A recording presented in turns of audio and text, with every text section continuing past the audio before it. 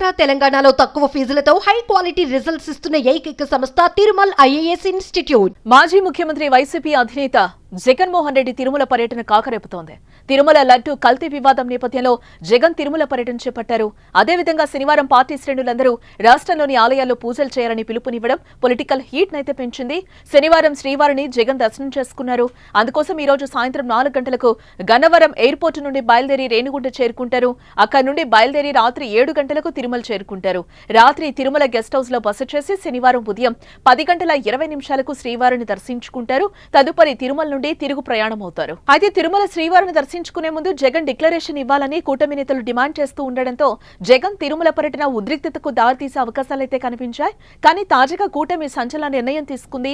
జగన్ పర్యటనను అడ్డుకోకూడదని నిర్ణయించింది. అయితే లడ్డూ కల్తీకి కారణం జగనే కాబట్టి ఆయన వెళ్లే దారిలో శాంతియుతంగా నిరసనలు చేయాలని పార్టీ శ్రేణులకు పిలుపునిచ్చారు. సడన్ గా టీడీపీ, జనసేన, బీజేపీ నేతలు యూటర్న్ తీసుకోవడం పొలిటికల్ సర్కిల్స్ లో చర్చకు దారితీసింది.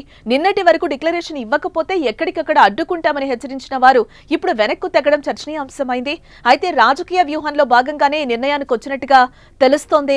జగన్ ను తిరుమలలో అడ్డుకుంటే తప్పుడు సంకేతాలు వెళ్తాయన్న హెచ్చరికలతోనే కూటమి పార్టీలు దీనిపై వెనక్కి తగ్గినట్లుగా తెలుస్తోంది. ఓవైపు టీటీడీని స్వతంత్ర సంస్థగా చెప్పుకుంటూ మరోవైపు జగన్ ను అడ్డుకుంటే ప్రభుత్వమే రాజకీయ కక్షతో ఇదంతా చేయిస్తుందన్న సంకేతాలు వెళ్తాయని అధికార కూటమి భావించినట్లుగా తెలుస్తోంది. అందుకే జగన్ టూర్ ను అడ్డుకోవద్దని నేతలకు ఆదేశాలు ఇచ్చింది. దీంతో జగన్ టూర్ కు అడ్డంకులు తొలగిపోయాయి. అయితే జగన్ తిరుమల దర్శనం కోసం డిక్లరేషన్ ఇస్తారా లేదా అన్న ఉత్కంఠ మాత్రం కొనసాగుతోంది. డిక్లరేషన్ పై సంతకం పెడితేనే జగన్ ను అనుమతిస్తామని టీటీడీ ఇప్పటికే ప్రకటించింది.